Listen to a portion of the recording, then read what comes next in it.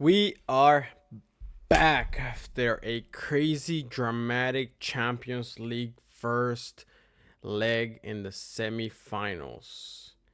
We are back. So much, some might call it drama, some might call it entertainment. But as a football fanatic, as a football fan, as a lover of the game, this two games, one gave entertainment and showed the capabilities of two full teams that are focused on the clinical attack and danger, while the other two are two very, very defensive, low block focused type of teams. Both games had their thing, but the main game that I said for me is the final lived up to expectations, while the other game showed what some of us were already expecting, as Atlético is a very defensive counter-attack type of team, and Arsenal, when forced to do that same thing of the defending and counter-attack, they do the same as Atlético. Overall, what a great semi-final first leg of the Champions League. This Champions League semi-final first leg lived up to its expectation, and the first game at least more than its expectation, while the second game it was what some of us expected. Again, let's be honest. For those that follow the game, for those that watch these teams, their personality, their character, their identity, we know what each of these four teams are capable of and what they focus on. But we are back. I personally, very, very happy to be able to see such Champions League semi-final first leg. We still have another leg. If this is what happened this first leg, let's just imagine what can happen on the second leg. Intensity. Each team did what they had to do to be able to either not have a huge gap or at least have a neutral gap to be able to fight for that Champions League final spot. But as we always do, we're going to be diving into this Champions League semi-final first leg. But before that, for those that don't know, esto es pase ambidiestro, ambidextrous pass, fútbol honestamente, soccer, football honestly. And like Patrice Evra says, I love this game. And we're going to dive in right into it with the first game of the semifinal first leg, which was PSG, Paris Saint-Germain against Bayern Munich. We have a PSG against a Bayern Munich. A PSG that played at home in Parc des Princes and won 5-4 in a thrilling 9-goal game. Paris Saint-Germain wins at home against Bayern, a Bayern that is going to see the returning leg at home. The second leg, they will be seeing it at Allianz Arena in Germany, and everything to play for. But this game, first leg, ended 5-4. It was an absolute roller coaster. Nothing more, nothing less, but a roller coaster of highs and lows, heart thumping, excitement. What cannot be said about this game? a roller coaster in Parc de Prince. These two giants traded blows in a historic 9-goal thriller. Kvaratskhelia, as we know, for me, Cavradona, and Ousmane Dembélé, the former Ballon d'Or winner, and who can definitely be put in that Ballon d'Or discussion again.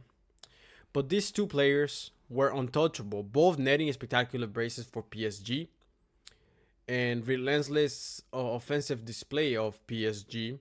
A Bayern Munich that showed their elite mentality by refusing to quit after being 5-2. And with Harry Kane and Luis Diaz is just spearheading a desperate comeback that fell just 1 goal short. The match was a tactical whirlwind of clinical finishing and high octane energy that left fans literally across the globe completely breathless, and I am one of them. I couldn't believe when I saw this. It was 5 goals in the first half, something that we have not seen, and then we see that this game ends with a total of 9 goals, something that is a history written by both clubs because they were both part of this. But this game was also an instant classic, sets the stage for an explosive second leg again in Germany, where anything, and I mean anything, can really happen because of what we saw in this one game. When a lot of people thought that PSG going up 5-2, it was said and done, but Bayern had it in them to fight back and show that they are resilient and they will do what they have to do. And again, like I said before, when they play Real Madrid, this Bayern might not be the most defensive team, but guess what? They will attack, and they are precise, they are clinical, they are lethal, just like PSG.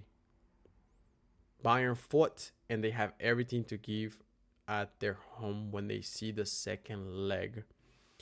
But this Bayern attack, they focused on just verticality and roll pace. Bayern refused to get bogged down in midfield, so Luis Diaz used his straight line speed to tear through the PSG highline. We saw that in the game. He didn't do it once, he didn't do it twice, he did it many times to make sure that they were able to open and stretch this PSG.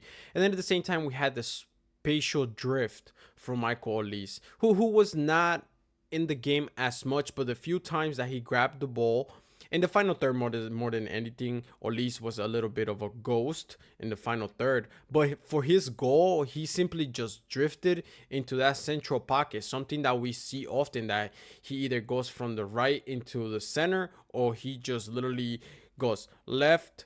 Apologies. He goes right, cuts in, takes a shot. That's the Olise we've seen. That's the Olise that we know.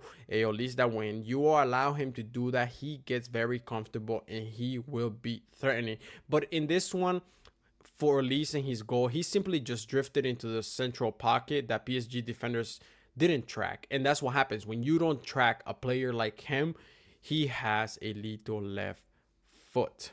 But then apart from the verticality and roll pace and the spatial drift, we had Kane, who was often dropping as a center defensive mid. He was playmaking. Kane was playmaking rather than just staying in the box and attacking as a 9, as a central attacking forward. Harry Kane dropped deep to act as a quarterback, technically, picking out Diaz with floated aerial balls by bypass, the PSG wingbacks. And we saw this on the goal that Luis Diaz scored. We saw this. Props to him. He is a great player. I believe that Liverpool, yes, letting him go, yes, was a mistake. Lethal player, speed, precision, dribbling, quality, top player. Luis Diaz scored his goal. He had all the moment when Kane did that long pass and he was all against Marquinhos. He did what he had to do, which is take it calmly, adjust. Pressure is on Marquinhos, not on him. He had all the time in the world because They were able to spread this PSG defense by doing this, by Harry Kane dropping all the way and putting those long balls for the speed and dribbling that Luis Diaz had. It was a great game by both teams. And then we have the PSG attack. Kvaratskhelia, he created a solo chaos. He played his own game. He used the 1v1 isolation constantly on the wing to beat the defenders for his first goal, of course. And then he capitalized on the brilliance of Ousmane Dembélé, who dummied that, who that ball for the second goal. That shows teamwork and communication, knowing where your teammates are, hearing your teammates, knowing that if they say I got it, they got it. To let go, you let go because you have the confidence your teammate will be there. PSG at the same time, they used the width and overloaded the width. We saw this with Hakimi. He was relentless on the flank, on the right flank, and by staying wide, he stretched Bayern's back four to the breaking point. And he didn't do it once. He didn't do it twice. He did it a couple times during this game, and often leaving Bayern's center backs just massively unmarked and open, vulnerable to the attack. And at the same time, we had a PSG that had quick transitions. The PSG just feasted on the counter. We saw Vitinha often holding the ball, the forwards doing that overlap and switching, making defenders either open space, following them.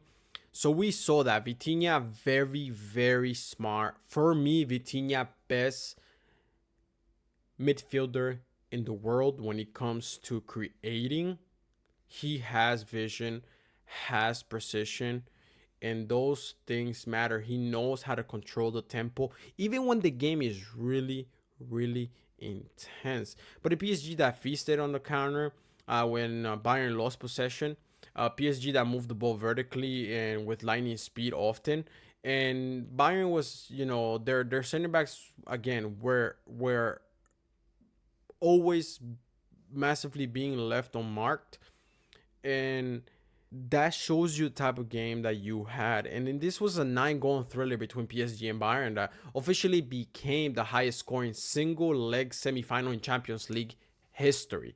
They made history. Both of these teams made history, surpassing the previous record that was of 7 goals. The last seen, Liverpool against Roma, 5-2 win for Liverpool over Roma in 2018.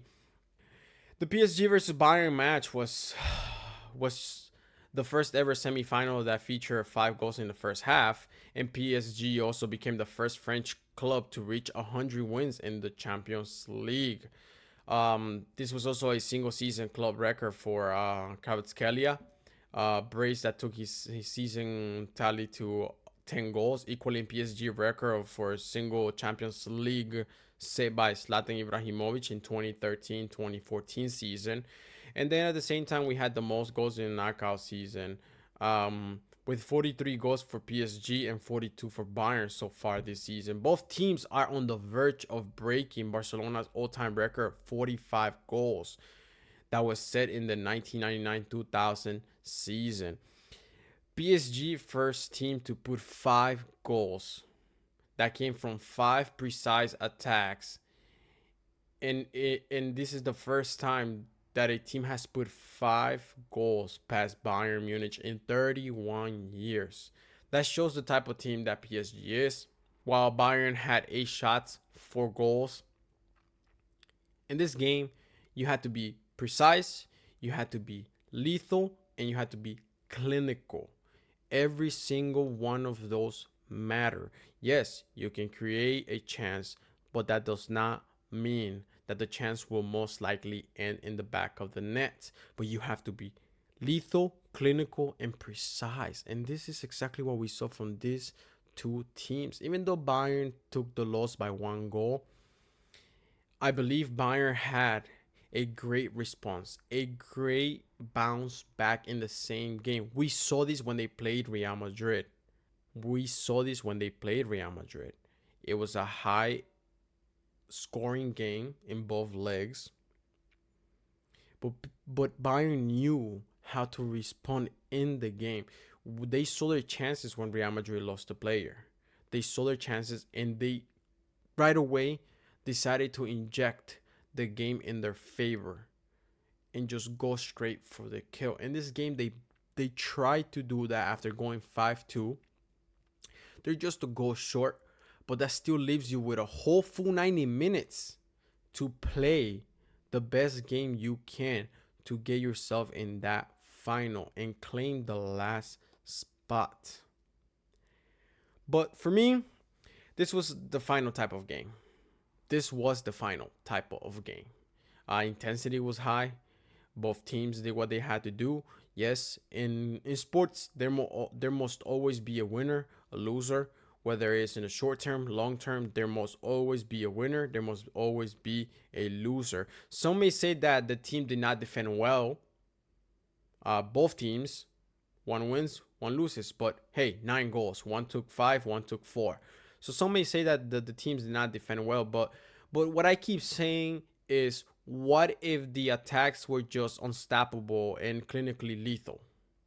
You know, this game, specifically Bayern and PSG, these two teams, they revived football. When we thought that the game was dying, even Tian reset it. You know, a lot of people might have had fun watching this game. We have not seen some type of game in a while. What I can take from this game is that both attacks were very, very lethal. One saw themselves coming from behind after 5-2, just cutting it short to 1 goal and everything to fight for in the next game. But at the same time, another topic that comes up is, yes, these two teams are in Farmers League. Let's do the record. In the past 10 years, you can see how many times PSG has won League One. If they have won it more than 6 times, 5 times in the past 10 years, that pretty much tells you who's the dominant team in that league. But then if you do want to do the 15, 20 year, it gets to a point that you start realizing, yes, PSG is the dominant team in League One. So it is a farmers league. Some people might not like it, but that's what it is. Bayern in the Bundesliga, same thing. Bayern has won the Bundesliga so many times in the past 10 years. Only 2-3 teams have gotten on the way to win this Bundesliga. For what? For Bayern to win it competitive, back to back for 4 or 5 years again. So yes, these are two Farmers League, but guess what? They came into this semifinal to showcase on why they got all the way to the semifinal. Some might not agree that these teams are playing in the Farmers League, but these teams are showing why they got to the semifinal, and they played and entertained many football fans around the world when the game looked like it was dead and it was dying. And these are words of a legend who helped shape the game to what we see today, Johan Cruyff. He said, I would rather win 5-4 than 1-0. Personally, what I can take from this is that the game needs to challenge you as much as the opposition, but not cage the creativity and talent of players to fight for the game and the team. Yes, you can be 5-1 down, but if you have time left in football, that means you can fight for yourself and your team, but primarily for your team, because you represent not only yourself, you represent a group, an organization, a certain beliefs, certain values when it comes to that certain crest that you are representing. So again, the game needs to challenge you as much as the opposition, but not cage the creativity and talent of players to fight for the game and the team. And people would love to show up to know that such games will have such attraction of entertainment. We all love to play the game, but not all of us want to go either empty handed or feeling like the loser. But sometimes you find satisfaction in games that you knew you did your best and you lost by one. But it's much better when you lose in a high scoring and you still lose by one. Shows what both teams are capable of doing. And again, I stick with my words and by what I say, that maybe these two teams, their attack were just unstoppable and too clinically lethal. So the game ended the way it did. Because these attacks, you got three players that have reached 100 goals this season together. And in the other team, in the PSG team, you have three players playing forward. They compete. They will do what they have to do to make sure they represent their team. That's what we have seen so far in this Champions League from these two teams. Each of these forwards, each of these teams, each of these players of each team deserves their props. We will not see another game like this one in a while unless the second leg can go exactly like that again.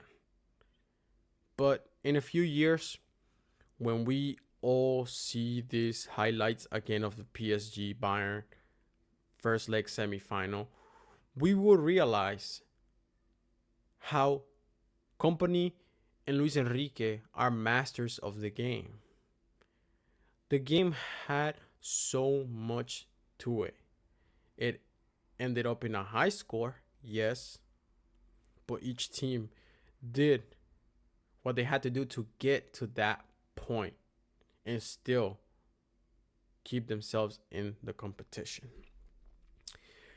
But now we're going to go to the second game, to an Atlético Madrid against Arsenal. A game that took place in the Riyadh Air Metropolitano. A game that was boiling. It was a boiling cauldron for a tactical masterclass that ended in a hard-fought, gripping 1-1 draw. Arsenal struck first just before halftime with Viktor Gyökeres, who coolly slotted a penalty. And it was a high-pressure penalty, of course, to silence the home crowd more than anything. And Atlético Madrid roared back into the second half with Julián Alvarez hammering home his own spot kick to level the tie and ignite the stadium again. The drama reached a fever pitch late in the game where Antonio Griezmann rattled the woodwork. And controversial VAR decision, of course, we saw this for those that watched the game, that overturned a potential second penalty for the host. With the tie now perfectly poised, all eyes turn to North London for the winner takes all showdown at the Emirates. But yes, there were some contradicting things in this game, but for those that watch the game from a neutral point of view and like football and watch football, and they don't say, oh, they deserve that, oh, they deserve this, or no, that was wrong. If you just watch the game and know how to judge, not from a point that benefits you or anybody else, just from what the game is, there were some things that could have been better, yes, but that's part of the game. But how Arsenal attacked Atlético, they had a target man service. Arsenal's breakthrough came through Martin Subimendi, firing a precise entry, pass directly through into Viktor Gyökeres. By playing into the striker's feet inside the box, they forced David Hanko to into a desperate, clumsy challenge, or follow or track, and that's how we get that first goal. And then at the same time, we have a an Arsenal that used its patient possession to dampen the atmosphere, slowly recycling the ball until Declan Rice could find the lanes to drive into the Atleti half. That was the way that the Arsenal, apologies, the Arsenal was trying to get into and try to push through. But then at the same time, we have in Atletico that the way they attack against Arsenal, it was second half intensity.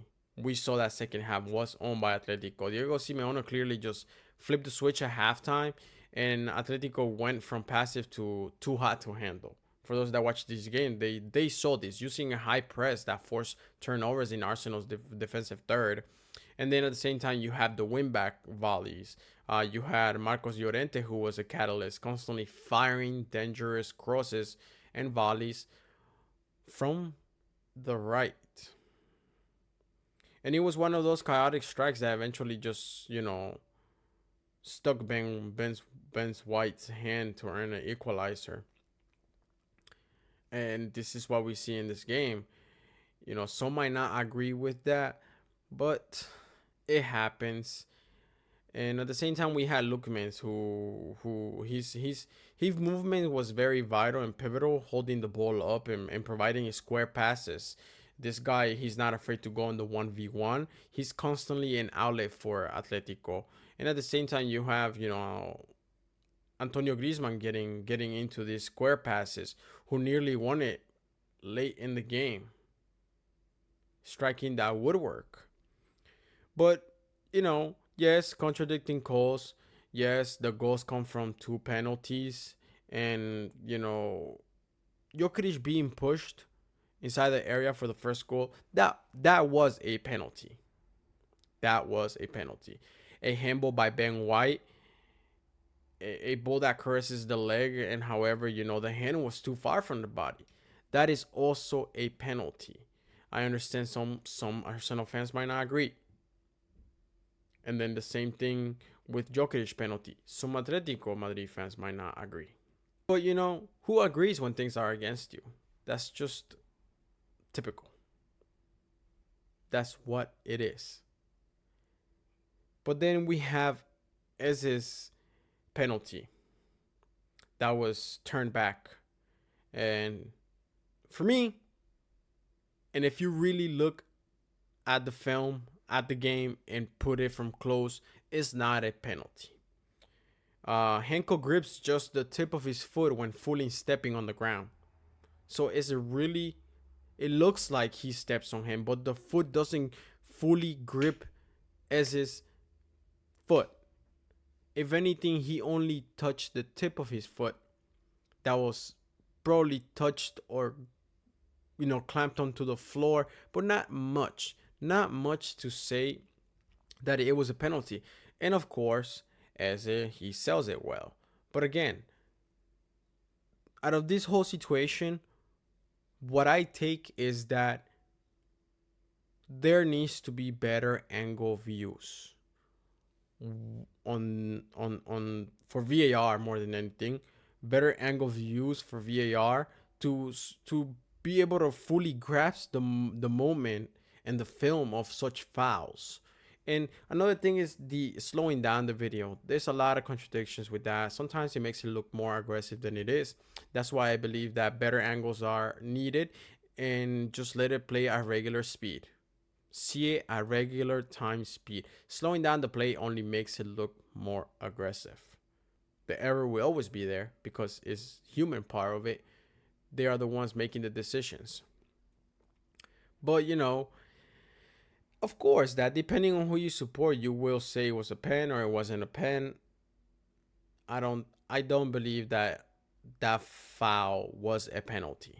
I don't believe that. If he probably gripped more of his foot, yes, but when Hanko fully steps on the floor, is only probably a centimeter or less being fully gripped on Eze to be able to say that's a foul. Players nowadays are so prone to just diving. It's rare for a player that wants to keep going after they fall. We don't see that. We don't see that anymore. For me, the last player that did that and he was still playing is Messi. is the only player that will get up and keep pushing, keep playing. But everybody wants a penalty. Those are the main things that players nowadays try to do. The game is tight. Try to get in the box, dribble around. Somebody throws a leg across, try to sell it. Try to sell it. But good thing we have VAR, but bad thing we have VAR. It just contradicts the game more and more. But a game where this Arsenal, this Atletico against Arsenal is a game where those that follow these two teams knew what we were getting into and what we were going to see, and it was something that I personally expected. Um, as we see the game, the game it opened with penalties. It opened the score sheet with penalties, and yes, there was opportunities from Atletico. There was opportunities from Arsenal, but Atletico had a better attack, mostly in the second half, but they had the more clear opportunities. And Raya kept steady. He kept steady to help Arsenal. For me, Arsenal are not convincing, and you can see their last 10 matches. They either have lost or they have won by one. They are not very dominant. They are not dangerous enough to say that, hey, this team gives me full confidence that they will be able to take this game without losing their breath. But both teams, show that defensive low block characteristic in their game. And now, you have an Arsenal that the hype is low key carrying them. The hype is what's pushing this Arsenal. Arsenal do not convince that they will step into the field and take a game. And sometimes it's not saying it as like, oh yeah, you gotta go out there and score 3, 4, 5 goals. But Arsenal do they do the minimum to score one, and then they just try to control the ball and low block. Yes, you can win games like that, but there is going to be teams that move the ball better than you, attack better than you, and are more precise than you. That's just part of the game. It's part of sports too. But Atletico now will have to go to the Emirates, and they will have to go into this Arsenal field stadium and fight. And they will do it. Atletico will do it, and they will fight with hunger, because that's what dictates. This is the last title they can fight for this season. Wow, Arsenal had 4 titles, lost 2 titles in less than 2 weeks. One is still on a very very on neutral ground. They still find themselves under pressure in the Premier League, and then they are fighting for this Champions League. That, again, I say it and I stick with what I'm saying. They do not convince. They do not convince. Arsenal does not look like the team that can step up to a Bayern or a PSG and know that those teams will make them suffer on defense. But then we have at the same time a Simeone that came out and gave his words on a PSG Bayern game. This is what Simeone said. When a game ends 5-4, everyone says, what a great game. I say they score 5 goals against us. That's what Simeone said. And all I can say is, that's the mind of a very defensive manager. A manager that his game has been defensive and still is, but has changed his game a little bit because he has had to adapt and acquire talent that is still willing to do that defensive work, but they are willing to attack at the same time, and they are very clinical in their attack. But a Atletico that has Simeone, who has changed his identity, his characteristic of game a little bit in the past 2 years. But at the same time, you cannot forget that some teams are lethal, and you can either try to play at their tempo or you can succumb to their game. And you're better off playing at their tempo if you have the talent than succumbing to their game, because you will lose by a worse score. And on top of that, you will suffer. You will feel that pressure mounting on, knowing that you cannot cope with the intensity that this opponent brings. Yes, PSG won 5-4. Yes, PSG scored 5. But Bayern did the right thing, which was stepping up and try to bounce back within that one game. Now they have to go home and play at home and give it all they got. Arsenal now has to go in their home, play Atlético, who see themselves with such hunger because this is the last game. This is the last title they can actually fight for. So they will see themselves forced to give it all. And I believe Simeone has done a great job taking this team from being a very, very defensive mind team to shaping it a little bit more to have a great counter. A great, great counter. But we will see if this Arsenal Atletico have more than 2 goals when it comes to the second leg. And a PSG Bayern that already has gave us a taste of what can happen. I do not think these teams will play very low block minded. I believe these two teams, PSG Bayern, are going to do what they do best, which is attack. And each team has their own qualities, but these two teams, PSG and Bayern, are the most lethal teams in Europe this year. Each team scoring 4+ goals in this Champions League 25-26 campaign. Both teams are close to breaking Barcelona's 45 goal record in one campaign from 1999-2000. So that shows you that two very competitive teams will go at it and will challenge each other. Let the best one win. I thought Bayern was going to take this, but PSG sees the best out of Bayern. A PSG that wins at home, but now they have to go and protect that 1 goal lead at the Allianz Arena. A very, very, very difficult stadium to go to. But we will see what this Champions League semifinal second leg brings us. Arsenal against Atletico will be played on May 5th. And Bayern PSG will be played on May 6th. For me, again, I say this and I stick with what I have said. The final for me is this Bayern PSG. That is the final for me because these two teams just bring so much to the game in their current form in what we have seen. And it was just all cinema. It was all cinema. Exactly how some people described it. A cinema, a roller coaster of highs and lows with my heart thumping at its higher rate. That's what it was.